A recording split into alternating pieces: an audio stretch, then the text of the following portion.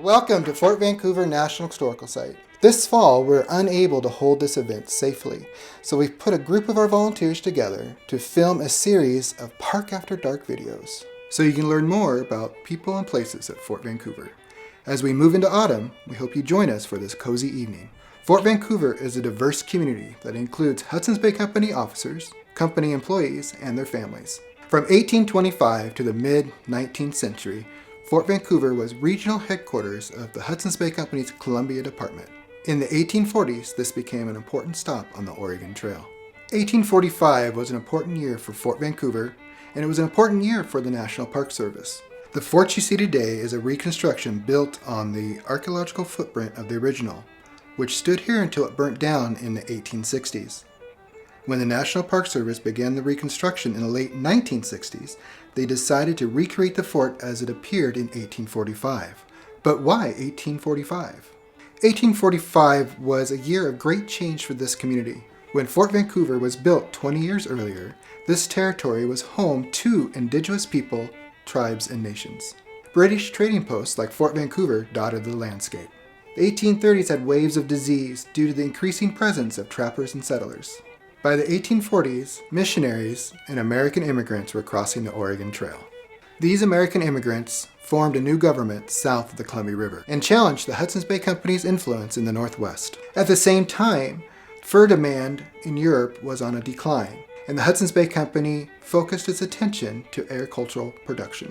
1845 was an exciting time to be an American in the Pacific Northwest. Also, a challenging time to be a Hudson's Bay Company employee. It was also a time of threat for Native American people, as their lives would change forever. In this episode, you'll learn about the Chief Factor's house, the operations, and the people who lived here.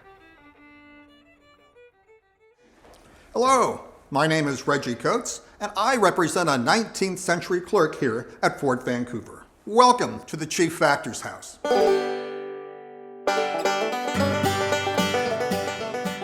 This grand building, with its imposing but purely decorative cannons, 2 curving staircases, and sweeping 70-foot-long veranda, was also known as the Big House, and rightly so.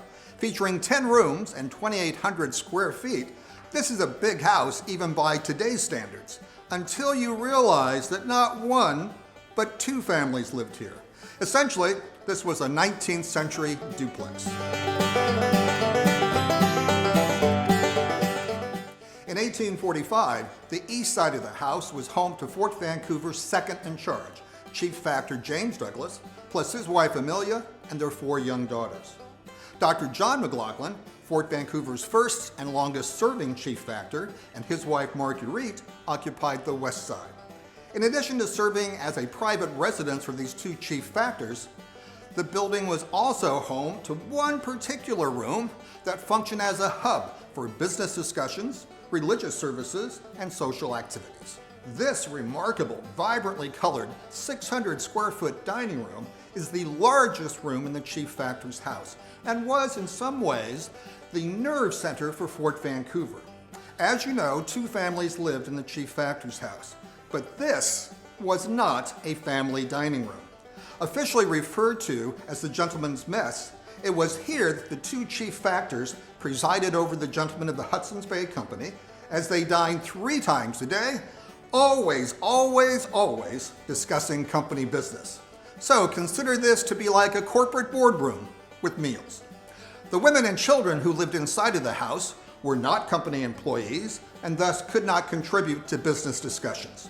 So they dined separately in the women's mess, a small dining room connected to the east parlor on the Douglas side of the house. They received the same food as the men. It was served to them, just in a separate location. Here, at this elegantly appointed table, set with beautiful blue and white Spo dinnerware, the men followed a distinct protocol.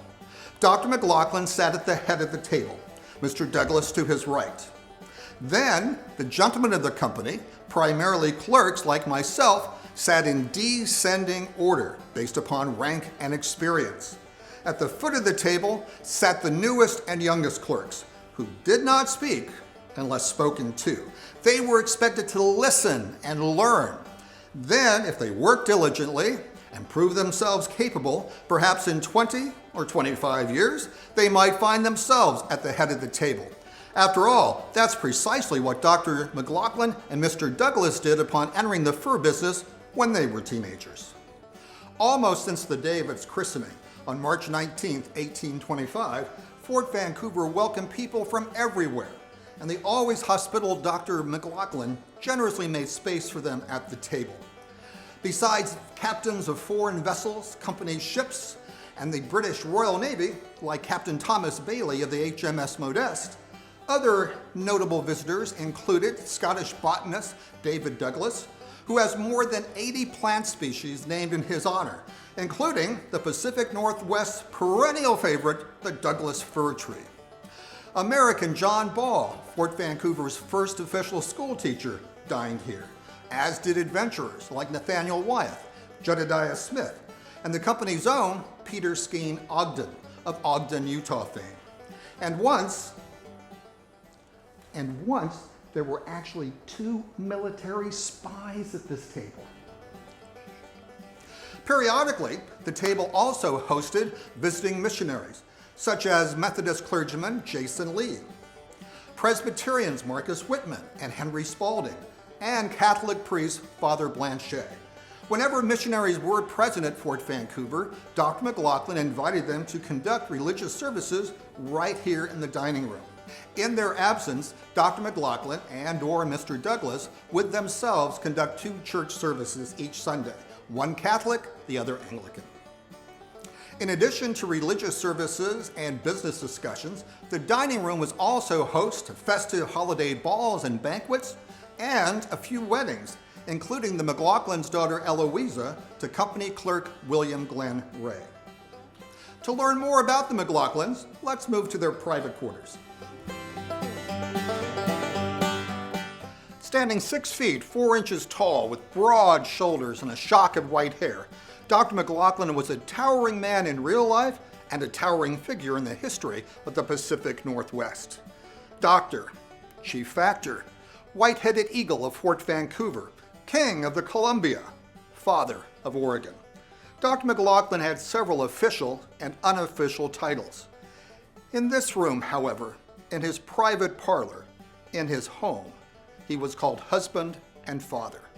It was here that he and his wife, Marguerite, raised their 2 youngest children, Eloisa and David.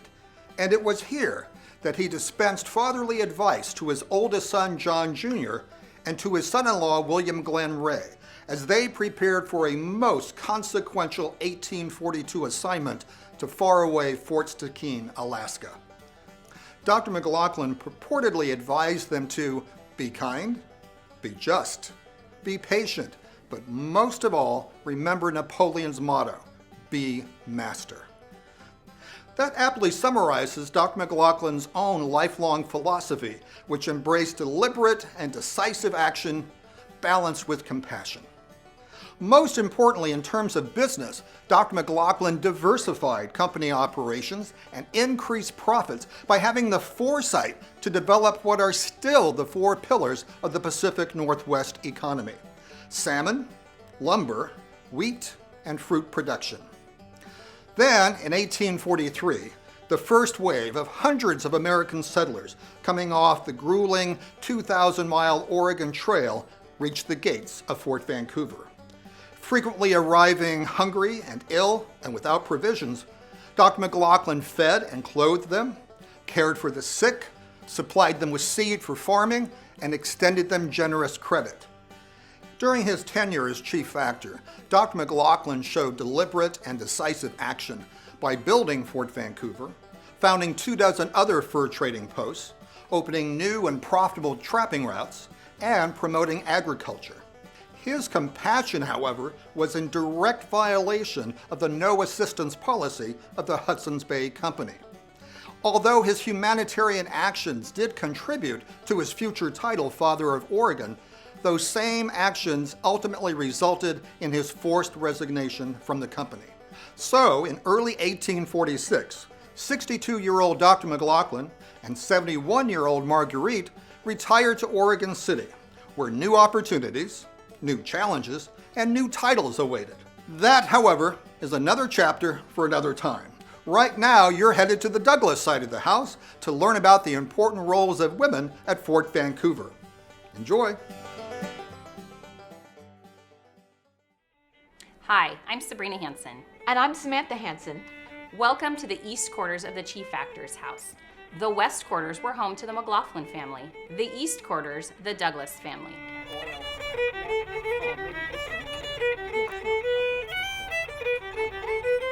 This home was not just a place for business, it was also the home of these two families. It was a house where children were born and grew up.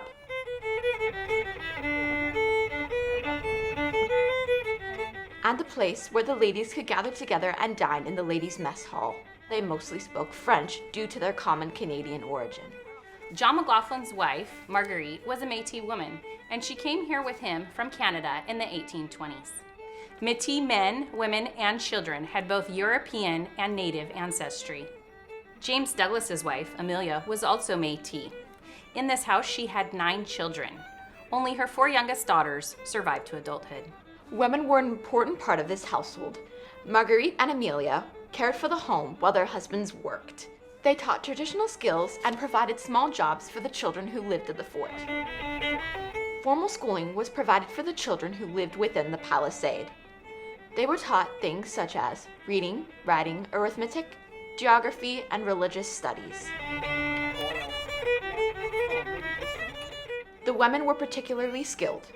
All girls from a young age learned sewing, knitting, beading, embroidery, and how to run a home.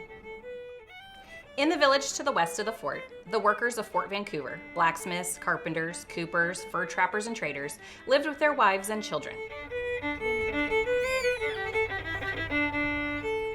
Women made up almost half the population of Fort Vancouver. Women were either native from many different tribes or Métis. They traveled with fur brigades, helped to prepare furs for trade, gathered food, carried supplies, set up and broke down camp, and cared for their homes and children. Women who lived in the village were obligated to supplement their husbands' rations by foraging or earning money to buy food. Some of those jobs included salmon processing, candle making, making portage straps, and sewing and laundry for the fort gentlemen. Even though they were at an outpost far from civilization, the people of Fort Vancouver enjoyed church services, dances, plays, games, and many of the things we still enjoy today.